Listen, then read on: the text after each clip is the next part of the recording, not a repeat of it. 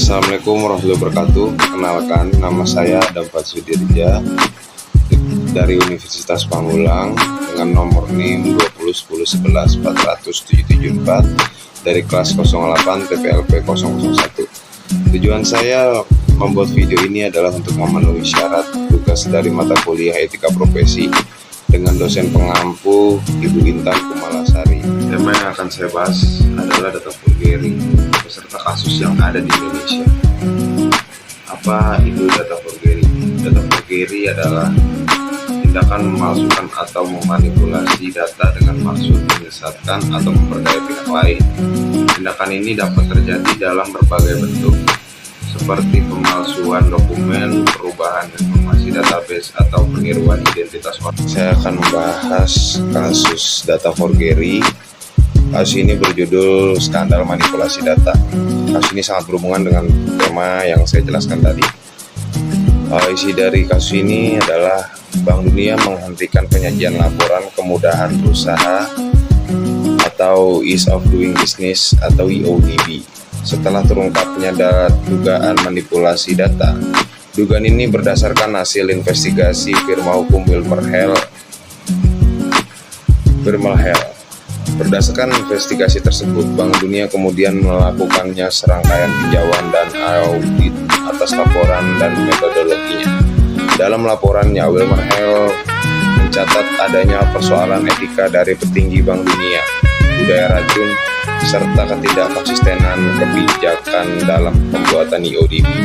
Kasus diawali dari kekecewaan Tiongkok atas hasil EODB 2018 yang turun dari peringkat 78 menjadi 85. Petinggi Bank Dunia lantas melakukan serangkaian pertemuan untuk merespon kekecewaan Tiongkok.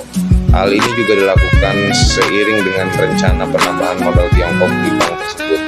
Akhirnya pihak internal EODB memutuskan untuk mengubah indikator kemudahan bisnis untuk Tiongkok. Hal ini dilakukan dengan adanya memasukkan dua kota di Tiongkok yang memiliki skor tinggi. Peringkat Tiongkok pun naik ke posisi 78 sama seperti tahun sebelumnya. Manipulasi selanjutnya terjadi untuk peringkat kemudahan berusaha atau bisa disebut EODB di Arab Saudi. Hal ini diawali dari pernyataan penjabat senior Bank Dunia untuk kawasan Timur Tengah dan Afrika Utara bahwa Yordania sebagai top improvers pada EODB 2020 tidak akurat. Di sisi lain, Arab Saudi kecewa karena tidak berada di posisi atas sebagai top improvers.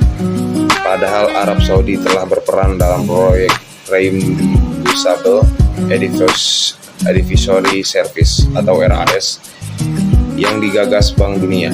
Sama seperti Tiongkok, terdapat pertemuan yang membahas mengenai manipulasi indikator sehingga Arab Saudi berhasil menjadi top improvers.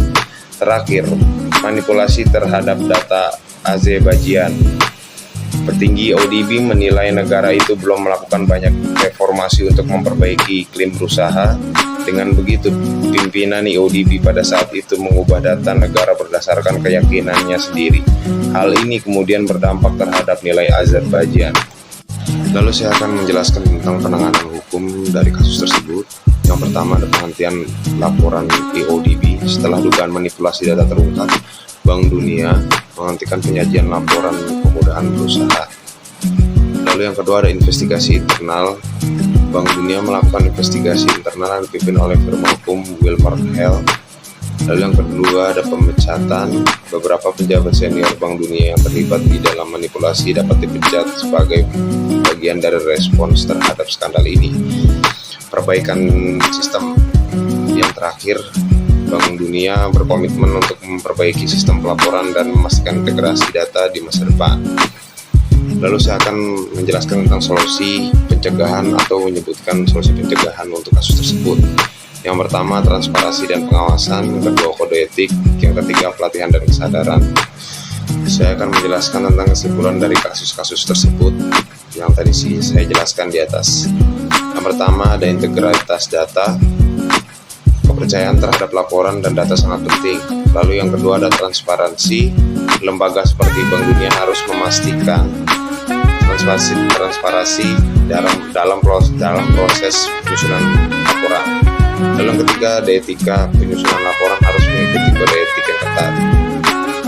Yang terakhir, pencegahan pelaporan alternatif, diverifikasi, dan pelatihan yang baik dapat membantu mencegah skandal serupa di masa depan. Kurang lebihnya mohon maaf. Assalamualaikum warahmatullahi wabarakatuh.